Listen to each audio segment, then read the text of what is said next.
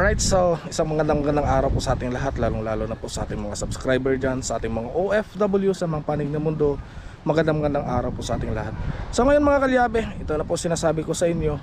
Ayan, so kasama po natin ngayon si Justin. Ayan, siya po ay isa po sa ating mga gigiting na mga ngingisda na nakakarating sa West Philippine Sea. At siya po ay nakaranas po ng 2 beses na mabangga ng barko sa laot. So kung ano at kung paano siya makapag-survive doon sa laot, nakapag-survive sa laot, ayan, alamin natin dito sa kanyang kwento. Alright mga kalyabe, so ayan, ito si Justin. So balita ko kasi ikaw talaga pala yung nasagasaan ng barko yung bangka mo at nawasak doon sa laot. So gaano kalayo mula dito hanggang doon sa lugar kung saan nasagasaan ka ng barko? Mga 90 milya, mahigit. 90 milyahe. So napakalayo. So ano at kung paano ka nakasurvive doon? Talaga bang wasak ang bangka mo? Wasak talaga. So paano, anong nangyari sa bangka mo? Durog lahat. Durog lahat.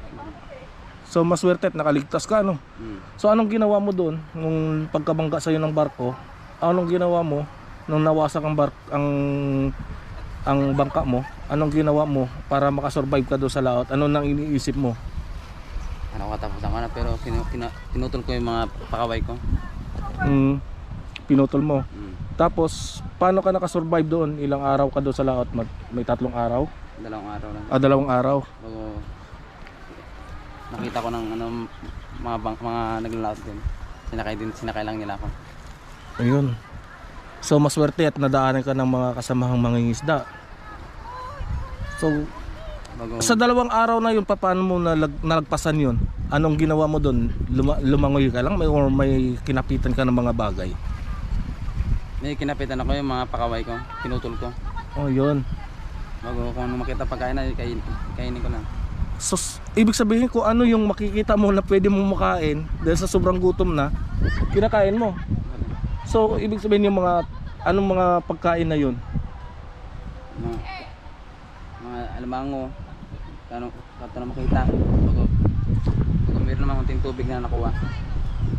Ayun. Pero ang tubig na iniinom mo, yung tira ko pa sa galon. Tira mo sa galon. Tapos nung siyempre 2 araw yon, mauubusan ka. At tubig dagat naiinom mo rin. Naiinom ko rin ta. Grabe ano. So mga kalyabe, ganyan pala kahirap yung yung buhay na mangingisda natin sa laot.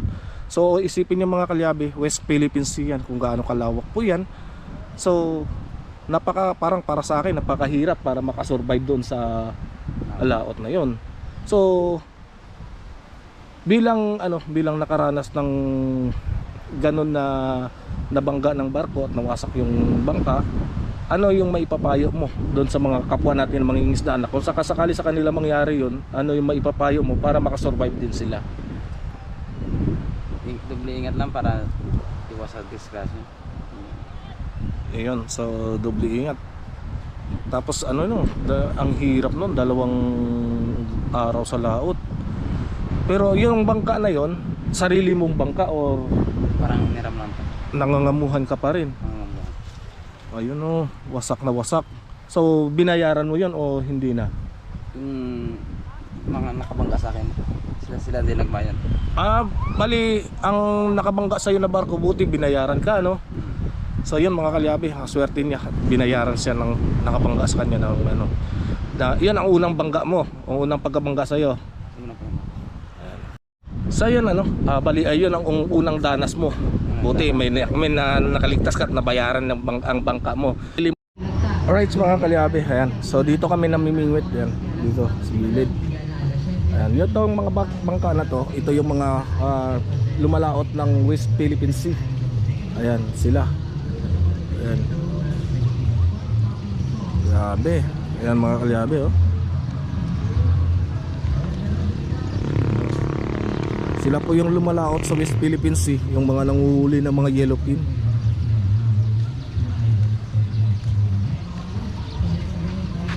Mga paisa, palaot na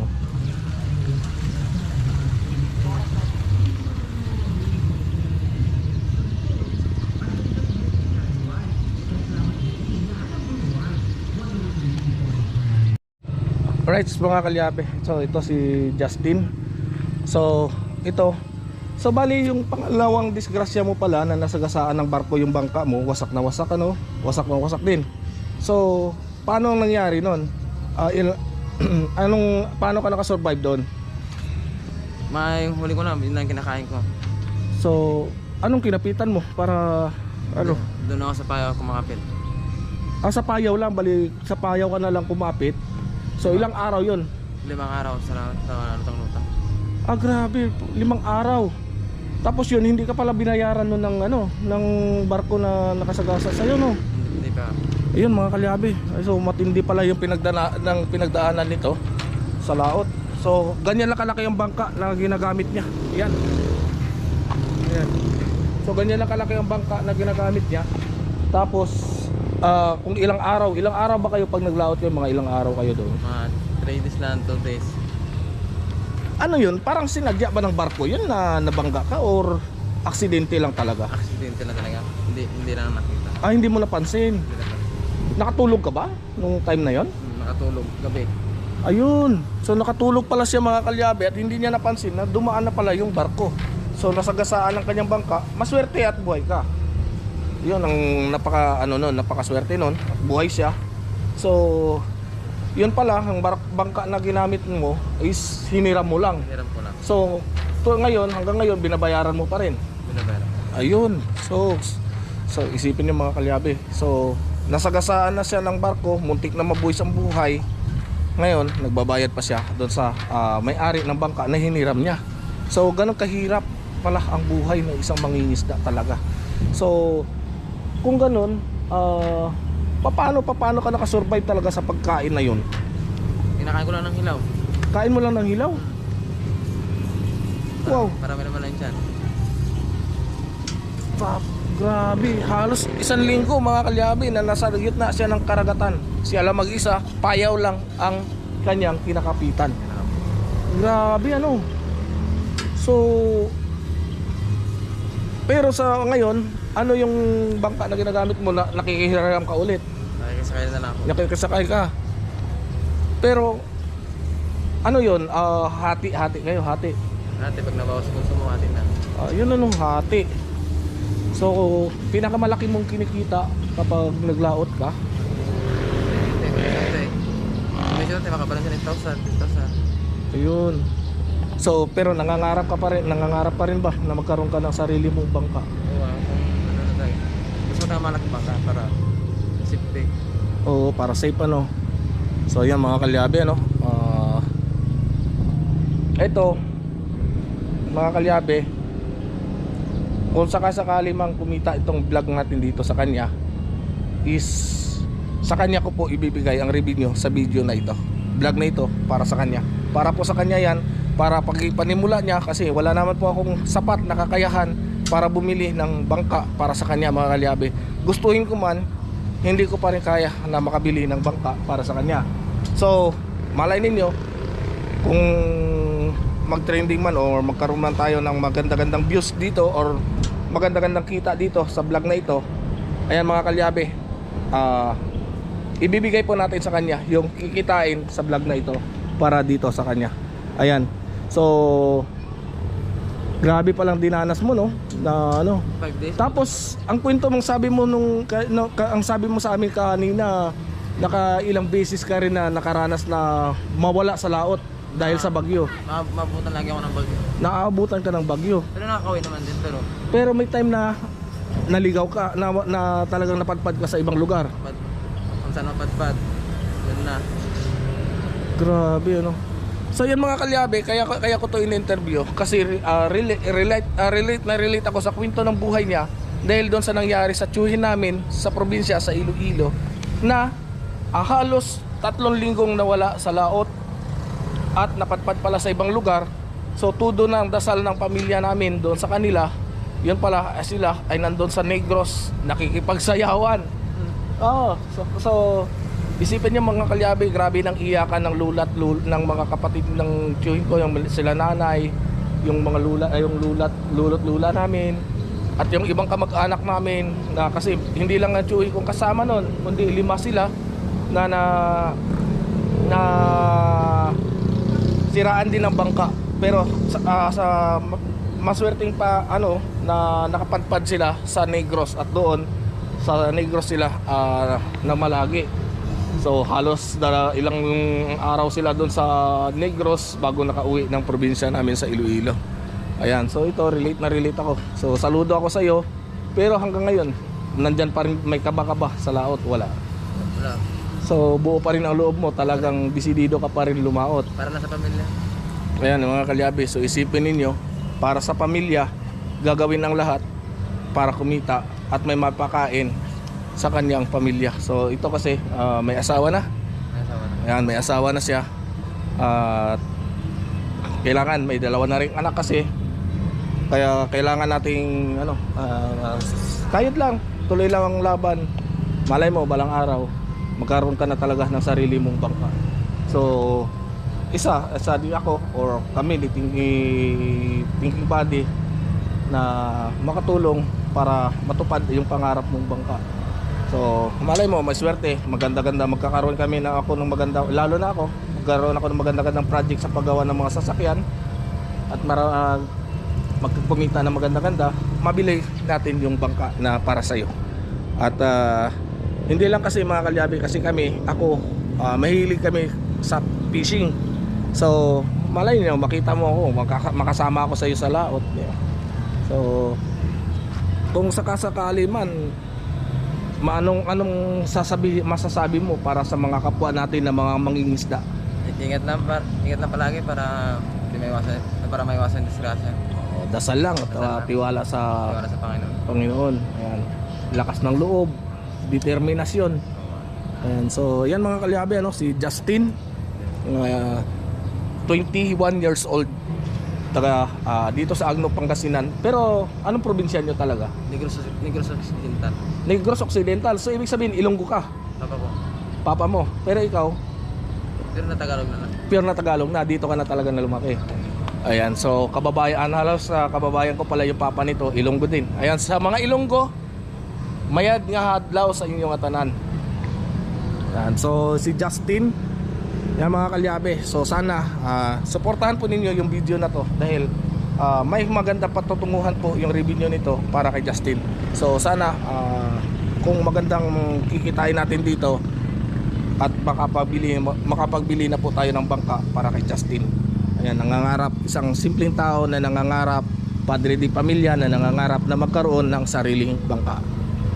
Ayan, so ayan Justin, sana kikita tayo sa vlog natin ito. So saludo lang kasi ako sa iyo kasi nakita ko, at yan din mga kalyabi, isipin mo ayan, ikaw na nanonood. Yan. So ganun mga kalyabe, isipin nyo na lang kung gaano kabuwis buhay ang ginagawa ng mga mangingisda natin, tapos pagdating sa tabi ay halos hinihingi na lang yung isda, yung presyo ng isda na huli nila. So kuminsan magkano na lang ang kuha sa kanila daw. So napakasakit sa kalooban na sila yung naghihirap, iba ang nakikinabang, di ba? Ayan, so kaya kami siya po ang kinuhanan namin ng isda ni Thinking Body mga kalyabe. Yung mga huli niya ngayon, kami po yung kumukuha at para ibenta doon sa Kamaynilaan. Ngayon, so ano ngayon masasabi mo? At yun ang naging result sa unang pagsubok namin ng pagtinda ng isda na nahuli mo. So mabilis, di ba? Medyo maganda-gandang kita. Ayan, so ayun mga kalyabe, kung napanood nyo yung previous vlog ko na nagtinda ko ng isda, huli niya po yun. At ang lahat ng kinita noon is nandun po sa kanya. Right, so yan mga kalyabe, si Justin. At masabi ko Justin, dasal lang, tiwala lang sa sarili, sikap. Balang araw makamtan mo rin kung anong mga pinapangarap mo. Ayan, bata ka pa, kaya-kaya pa yan. Oo, ayan, kaya-kaya pa. Mga 10 anak pa ba? Ayan, parang iiyak na kasi mga kalyabe. Kaya pinapatawa ko na lang kasi siyempre ang hirap ng pinagdaanan sa laot. Kaya pinagdaanan na lang natin sa tawa muna kasi mahirap naman yung pinagdaanan niya talaga. Buti hindi ka na na trauma ng sa laot. Pero pag nasa laot ka, minsan iniisip mo baka mabangga ka na ano. Parang medyo hindi pa rin na-trauma. Pag nasa laot, inisip ko baka mabangga na naman ulit. Ayan, so ingat na lang konti at ingat na lang lagi at tawag nito kung ano man, halimbawa magkaroon ka man ng problema sa buhay, huwag mo isama doon sa yung paghahanap buhay para focus ka lang doon, yung utak mo doon lang sa paghahanap buhay, seryoso ka para iwas disgrasya. Kasi sa tulad ko rin mga kalyabe, kung minsan hindi natin masabi, nagkakaroon talaga tayo ng problema sa buhay, kaya dapat harapin natin. So kapag hindi mo hinarap yan mga kalyabe, ikaw lang din naman ang matatalo, di ba? Tama Justin? Tama. Ayan si Justin. So yan mga kalyabe, at abangan po ninyo pagbalik ko, may maganda tayong ibibigay kay Justin. Ayan.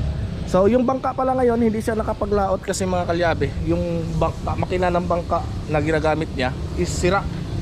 So gustong gusto niya maglaot mga kalyabe, kahit kami nakwento sa kanila, gustong gusto niya na maglaot, kaso isa na lang ang makina ng bangka niya kasi dalawang makina ng bangka niya. Pinigilan talaga siya ng mga kamag-anak niya at ng asawa niya, pati mga kamag-anak ng asawa niya, kasi napakadelikado mga kalyabe. Once na masiraan ka na ng makina kasi sa laot, lalong-lalo na Pacific Ocean po yung sa West Philippine Sea, yung laot nila is napakadelikado po. Dapat talaga dalawa lagi ang makina doon.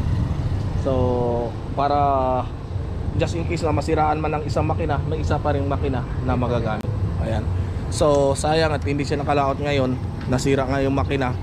So baka next week pagbalik namin dito, saka pa namin madala yung piyesa ng makina na gagamitin ni Justin, or baka papadala na lang siguro ni paring Thinking Body. Ayan si Justin. Alright, ayan mga kalyabe, hanggang dito na lang muna yung vlog natin sa ngayong araw, at maraming salamat po sa inyong walang sawang pagsuporta. Hanggang sa muli, bye bye. Alright mga kalyabe, itong mga kabataan na to walang magawang matino. Tingnan nyo, naghahanap ng ikakadisgrasya. Ano, dalawang motor Sa kabilang angkasan. ano, Pa, nasa kabila. ang kabilang paa nasa kabila. Ate na tulak ka sa pre. Pero delikado yan pre, tumatakbo yan parehas oh. Oh, hindi oh.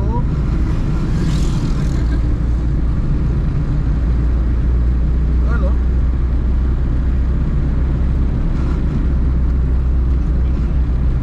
Kita nyo?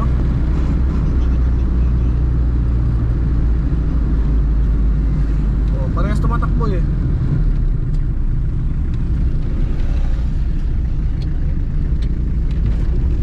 Oh, tumatakbo pre. Siya. Oh, di ba? Lights.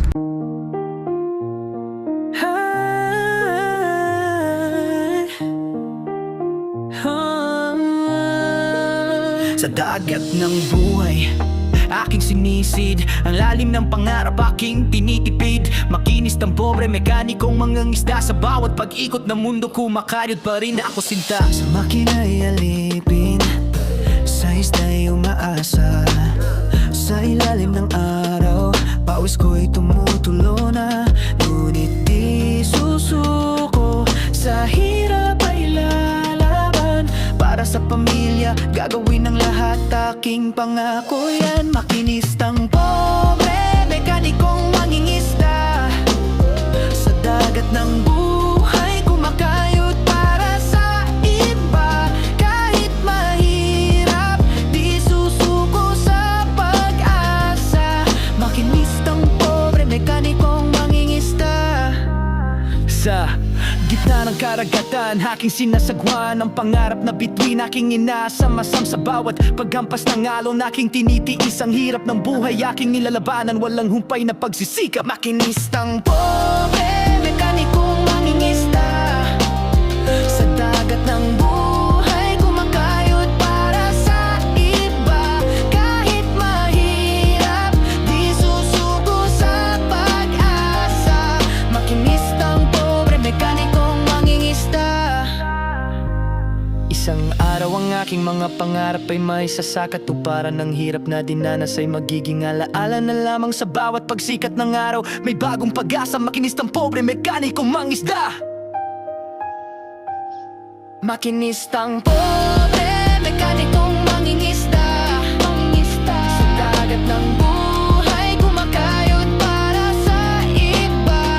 Kahit mahirap, di susuko sa pag-asa. Makinistang pobre, mekanikong mangingisda.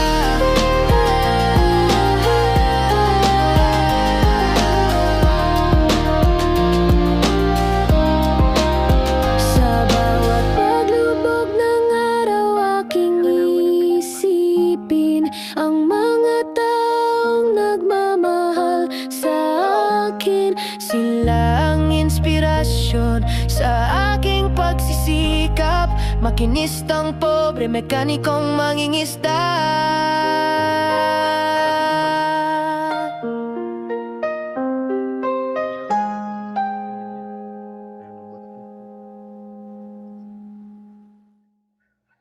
Kita mo yung mga nakasakit.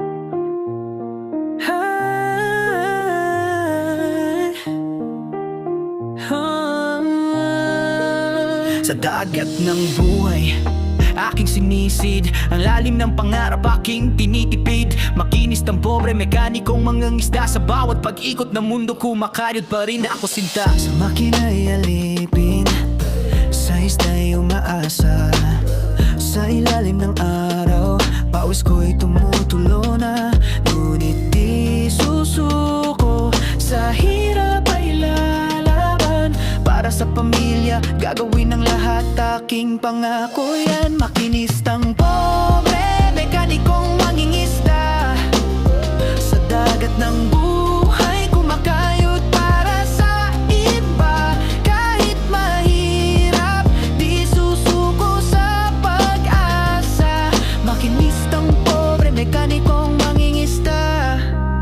Sa gitna ng karagatan, aking sinasagwan ang pangarap na bituin, aking inaasam-asam sa bawat paghampas ng alon. Aking tinitiis ang hirap ng buhay, aking nilalabanan, walang humpay na pagsisikap. Makinistang pobre, mekanikong mangingisda.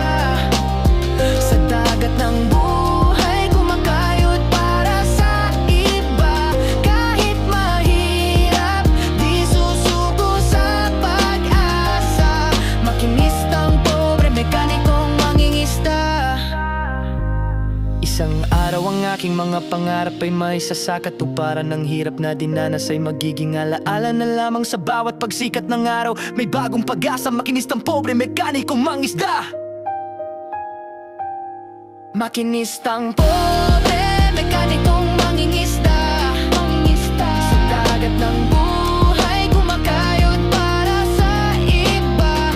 Kahit mahirap, di susuko sa pag-asa.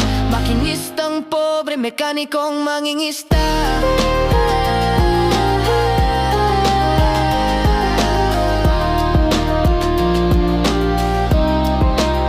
Sa bawat paglubog ng araw, aking isipin ang mga taong nagmamahal sa akin. Sila ang inspirasyon sa aking pagsisikap. Makinistang pobre, mekanikong mangingisda.